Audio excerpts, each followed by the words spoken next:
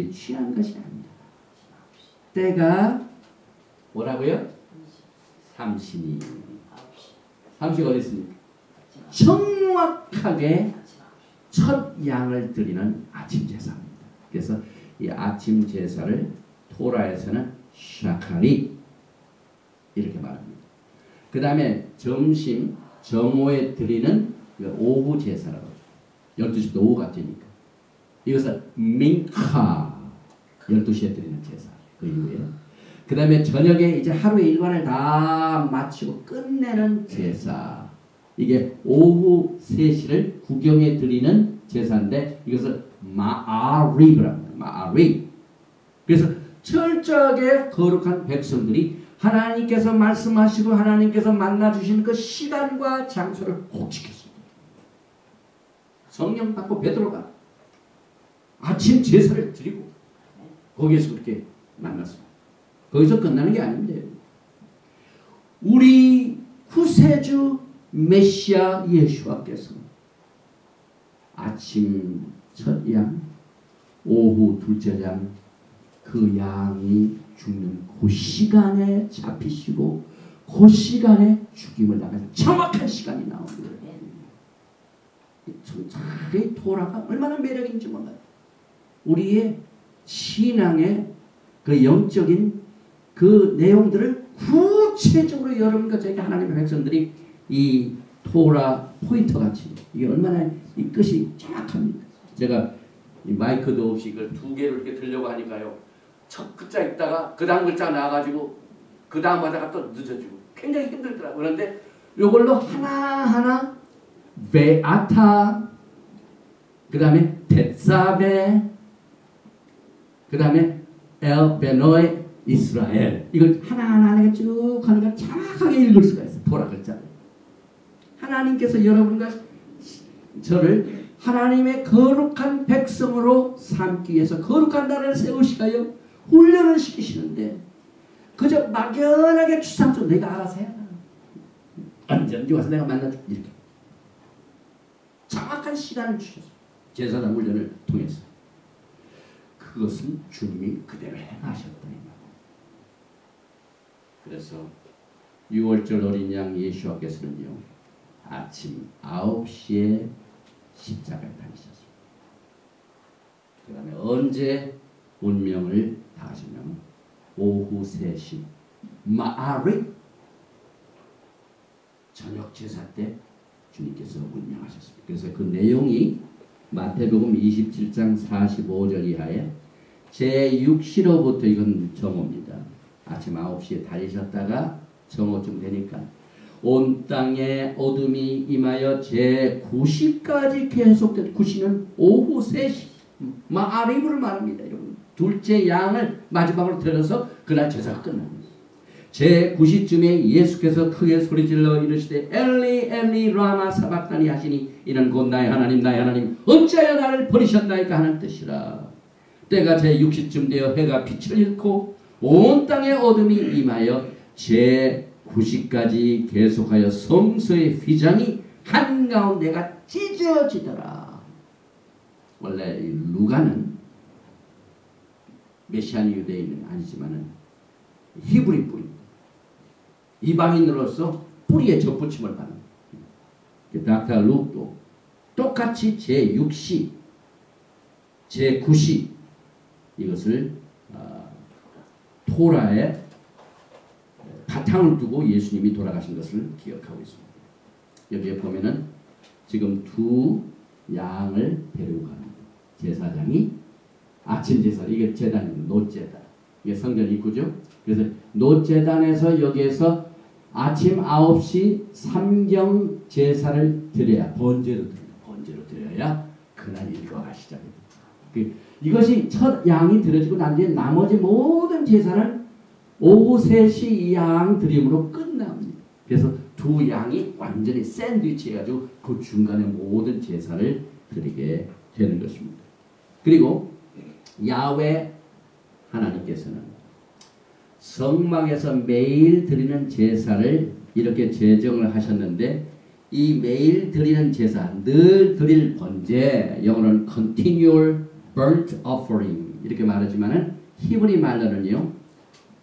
이게 올랏 탑이 늘 드리는 번제. 이 번제라는 것은요.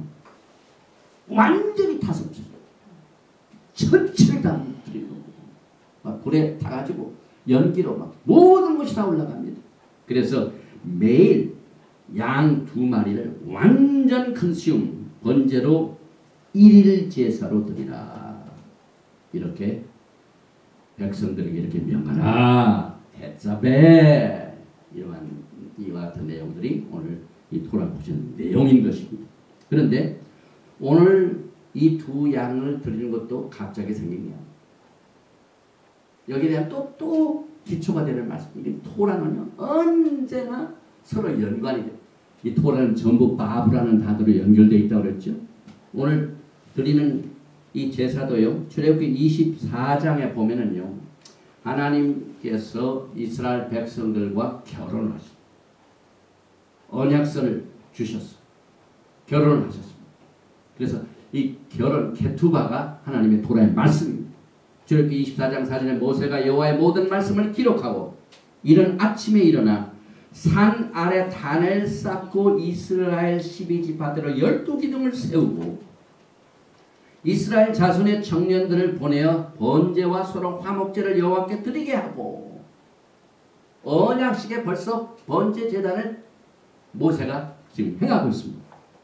그 다음에 출애굽기 24장 6절에 보면 모세가 피를 취하여 반은 여러 양 품에 담고 반은 단에 뿌리고 언약서를 가져 백성에게 낭독하여 들리매 그들이 가로되 여호와의 모든 말씀을 우리가 준행하리다. 언약서에 하나님 주신 말씀을 드려야겠습니다. 그 언약을 했습니다.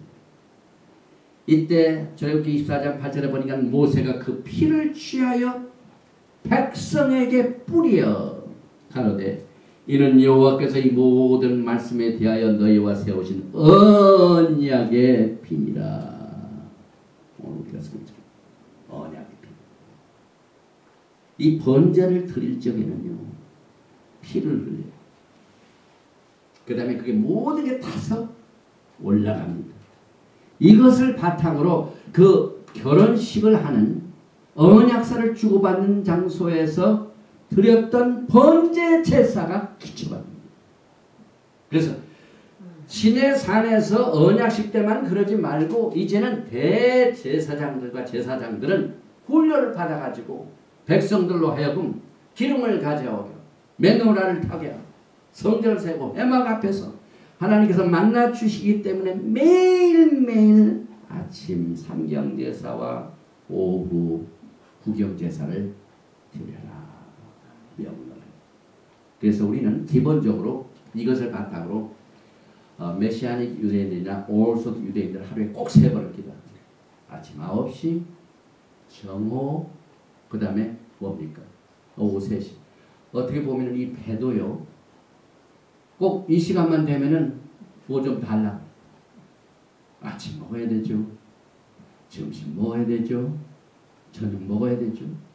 하나님께서 우리 육신을 하나님의 성전으로 삼으신 우리 때 템플입니다. 지금 걸어다니는 템플. 이 템플을 하나님의 규정대로는요. 아침, 점심, 저녁 제사를 드리라는 것은 육신도 그걸 원하는 겁니다. 그래서 유대인들은 슈마 기도를 꼭 합니다. 직장에서 일할 적에 출근할 때 아침 9시에 어떻게 제사 드리게 양 갖다 드리고 못하죠. 그래서 슈마 이스라엘 아도나이 에노에이노 아도나이 에카 바룩셴 케보도 마우토 레올람바에 아침 제사 드리고 점심 때는 또 기도하고 저녁 때는 그게 미니고. 그리고 이제 거기에 더 열심 문자들은 저녁에 자기 직전에 또 한 거야. 이건 저녁에 자다가 하나님이 들어갈지 모르니까 그 직전에 하나님께 문 안 열리는 기도합니다. 그리고 히브리 사상에서 하루가 언제 시작됩니까? 저녁이 중요해요. 하나님께서 원래 이 세상을 참 저녁이 되고 아침이 되니 저녁 제사가 굉장히 중요해요. 오후 3시에. 그리고 여기 이제 피를 뿌렸는데요. 아까 제가 조금 설명을 해드렸지만은 천냥을 드리는 이 제사도 그 전에 또 아브라함도 그것을 행했습니다. 창세기 19장 20절. 아브라함이 그 아침에 일찍 일어나 여호와 앞에 섰던 곳에 이르러. 여기서 섰던 곳은 기도를 말합니다. 히브리 글자는 그냥 섰다고 해서 서서 그냥 아무 일도 안 하는 게 아니에요. 이 섰다는 단어에 하나님을 경배하고 기도를 드리고 제사를 드렸다는 뜻입니다.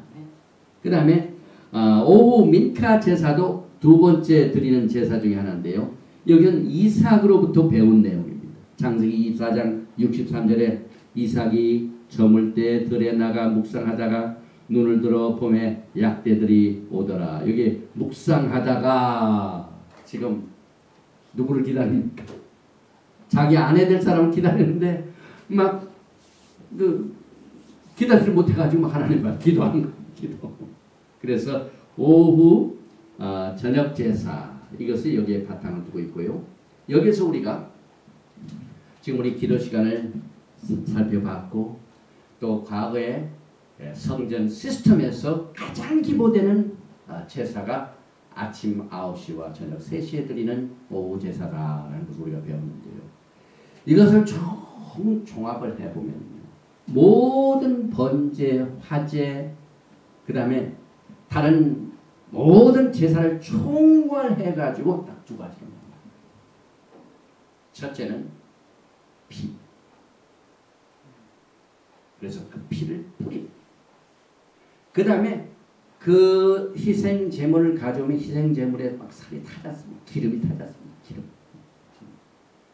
기름이 타면은요, 그 향기가 굉장히 강합니다.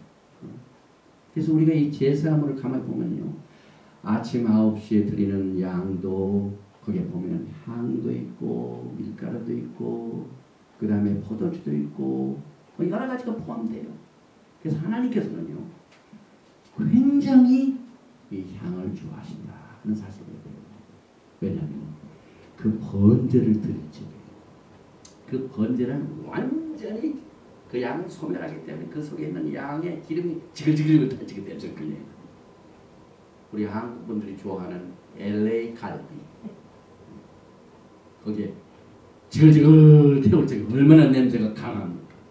이번 주일에 이제 날씨가 이제 거의 이제 봄이 앞에 오기 때문에 우리 파이어플레이스를 청소하려고 있는 모든 장작을 다 모아가지고 저 파이어플레이스에다가 불을 태웠는데 그 불을 태울 적에 반드시 연통 나가는 것을 열어줘야 되는데 제가 이렇게 작동을 하다가 약간 닫아버렸습니다. 그랬더니 파이어플레이스에는 모든 불이 확 바깥으로 나오고 그래가지고 그냥 바로 위에 있는 그 멘틀 파이어플레이스 멘틀이 시커매지고 그래서 빨리 닫긴 했는데 그거 잠깐 막 불이 연통을 막아가지고 오는 그 불의 냄새가 온 집안을 다 막 스며들었어. 그리고 각 방마다 있는 알람 시스템이 그냥 울리기 시작하는데 소방차가 오는 줄 알았어요. 막 그 연기가 막 해가지고 그래서 다 그걸 수습을 했는데 저는 그걸 생각하면서 제사장들이 과거에 제단에서 아침 제사, 저녁 제사 드릴 적에 그 다음에 중간에 수많은 사람들이 왔어야 될 적에 그 양을 잡고 피를 뿌리고 그 다음에 그 살을 태제가 남새가 제사장들의 옷을 이렇게 냄새 보면은 피 뿌린 거 그 다음에 냄새가 막 향했다는 생각을 듭니다. 근데 사실 하나님께서는 성소에도 그렇게 만들어 주셨어요. 성소에 딱 들어가잖아요. 오른쪽에 뭐가 떡상이 있죠. 왼쪽에 뭐가 있습니까? 메노라가 있죠. 그 다음에 가운데 지성도 들어가기 전 휘장 막 바로 앞에 금향로에 금향로가 있죠. 근데 각 개념을 보면은요, 매일매일 갈아야 할 떡이 얼마나 신선합니까? 베이커리에서 막 구운 떡을 12개를 딱 갖다 놔요. 그럼 성소에 딱 들어가면 빵 구운 냄새가 막 훅 나죠. 그 다음에 순수한 메노라 기름을 가지고 와가지고 불을 켜니까 그 타는 냄새가 여기서 촛불 하나 켜도 냄새가 다릅니다. 제가 이번에 에랍 샤반트 하기에서 촛불을 이스라엘에 주문했는데 이스라엘 주문한 초를 굉장히 좋더라고요. 하는데도 향기가 나서. 그래서 메노라가 끓이지 않고 절대로 끄지 말라고 그래요. 그래서 메노라에서 타는 불 냄새가 나죠. 그 다음에 그 그 골든 알타, 금 향로에서 타는 향기로운 냄새가 얼마나 납니까? 야, 하나님께서는 향기를 좋아하시구나. 그래서 제가 어제 토라 포션을 가르치는 메시아닉 주 어떤 레바이 그 토라 포션을 자꾸 들었는데요. 조금 그 가정에서 남편이 아내로부터 또 아내가 남편으로부터 여러 가지 문제가 있을 적에는 그날 저녁에 냄새가 참 맛있는 음식을 해놓으래요. 그러면은 남편이 퇴근해가지고 와가지고 냄새가 나면은 기분이 좋으면은 아주 그냥 사람이 달라진대. 우리가 하나님 앞에 제사를 저렇게 모든 제사는 그렇습니다. 그래서 그 중에 피가 있고 그 다음에 기름이 있는데 이건 뭘 의미합니까? 피는 우리의 패션을 말합니다. 우리의 열정을 말합니다. 우리가 인생의 삶을 살면서 열정이 있습니다. 패션이 있습니다. 그 다음 우리가 인생을 살면서 즐기고 기뻐하는 쾌락이 있습니다. 그 쾌락이 기름입니다. 그래서 그 기름 같은 우리의 쾌락, 피 같은 열정, 이것을 전부 풀어내서 어디로 드립니까? 아침 제사, 저녁 제로 올려드립니다. 이것을 다 주님께 드립니다. 그때부터 하나님께서 책임져주십니다. 이것이 하나님께서 거룩한 백성들을, 거룩한 나라를 세우시게 하여 제사장에게 명령하여 주신 지시사항 중에 일부인 것입니다. 그리고 늘 드릴 번제는요, 토라의 밝은 세례 요한이 먼저 알았습니다. 예수께서 다 나타나시니까 제일 먼저 생각합니다. 아침 제사 때 드릴 어딨냐, 저녁에 드릴 제사, 아침에 잡히시고 저녁에 아침 9시 첫 제사에 십자가에 달리시고 나무에 달리시고 그 다음에 저녁 제사 마리 오후 구경 제사 때 운명하셨죠. 그래서 세례 요한은 예수를 만나자마자 뭐라고 고백합니까? 요한복음 1장 29절. 이튿날 요한이 예수께서 자기에게 나오심을 보고 가로되 보라 세상 죄를 지고 가는 하나님의 어린 양이로다. 우리는 요한복음 1쪽에 그냥 감각 없이 읽습니다.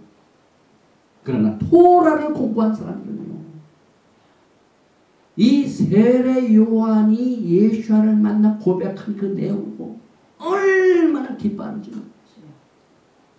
과거에 제사장들에게 주셨던 그 인스트럭션 그대로 주님께서 그대로 하신 사실을 세례 요한이 합니다. 여러분들이 지금 마지막 때에 예수와를 기다리시죠. 예수와의 찬란한 왕국을 지금 기다리시죠. 이 왕국을 기다린 자에게 필수적인 이 신부단장이 바로 토라입니다. 그래서 우리는 이 세례 요한의 고백을 쫓아서 아침 9시 제사, 저녁 3시 제사 할 때 누구를 생각합니까? 어린 양 누구를 생각합니까? 또 이제 4월 6일 날 있게 될 페이사 어린 양을 14일 날 잡아가지고 거기서 이제 6월절 행사를 가는데 그때 잡은 양이 누굽니까? 예수 하나십니다. 그래서 우리가 이 토라를 공부하면요, 신구약이 서로 연결이 돼서 하나님의 분명하고 확실한 구속의 계획을 그의 백성들에게 확실하게 우리를 깨우쳐 주시고 인도하십니다. 예수와의 제사는 지금 이 시간 아버지 앞에서 계속적으로 드려집니다. 그는 보좌 앞에서 제단에 계속적으로 드려진 어린 양이십니다. 그런 죄를 대속하기 위한 하나님의 어린 양으로 계속적으로 지금 대제사장으로 아버지 하나님 앞에 나타나서 사탄들이 여러분들을 공격하고 장수할 적에 우리를 대언하시게 하여 아버지 앞에 나타나십니다. 그래서 이와 같은 배경하에 히브리서 기자가 히브리서 9장 24절 그리스도께서는 참것의 그림자인 손으로 만든 성소에 들어가지 아니하시고 오직 참 하늘에 들어가서 이제 우리를 위하여 하나님 앞에 나타나시고 대제사장이 해마다 다른 것의 피로서 성소에 들어가는 것까지 자주 자기를 들려고 아니하실지니 그리하면 그가 세상을 창조할 때부터 자주 고난을 받았어야 할 것이로되 이제 자기를 단번에 제사로 드려 죄를 없게 하시려고 세상 끝에 나타나셨느니라. 이 신약이 하나 확실하게 이해가 됩니다. 이 토라를 공부합니다. 그리고 오늘 감난율을 가져오라 한 것은 마지막 때 마태복음 25장에 나오는 슬기로운 다섯 처녀와 직결합니다. 마태복음 25장의 슬기로운 자를 어떻게 우리가 이해를 합니까? 오늘 보니까 본문 말씀에 너는 또 이스라엘 자손에게 명하여 감나무를 찌어내 숨겨놓은 기름을 등불을 위하여 내게로 가져오게 하고 끊이지 말고 등불을 켜대 그랬는데 여기에 보면은요 이 천국의 백성들 중에 10처녀를 대표해서 하나님께서 이제 5처녀는 슬기롭게 등을 가졌을 뿐만 아니라 엑스트라 오일을 가져왔다. 등과 그릇에 기름을 오늘 제사장의 첫 번째입니다. 기름을 가져오라. 처음부터 종말론인데요. 오늘 돌아보신 태자배는요 슬기로운 5처녀를 준비시키는 지시사항입니다.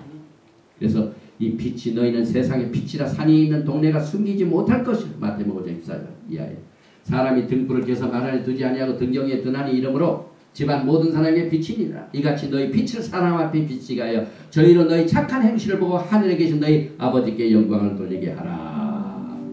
오늘 이 슬기로운 5처녀는요 미련한 처녀가 어떻게 구분이 됩니까? 마태복음 25장 3절에 미련한 자들은 등을 가지되 기름을 가지지 아니야. 오늘 대자배에 기름을 가져오라. 그 명령을 불순종했어. 그러니까 너는 미련한 처녀. 그러면 누가 슬기로운 처녀냐? 대자배의 명령을 지킨 자들입니다. 25장 4절 슬기 있는 자들은 그릇에 기름을 담아 등과 함께 가져갔더니 오늘 우리는 기름이라는 히브리 말 속에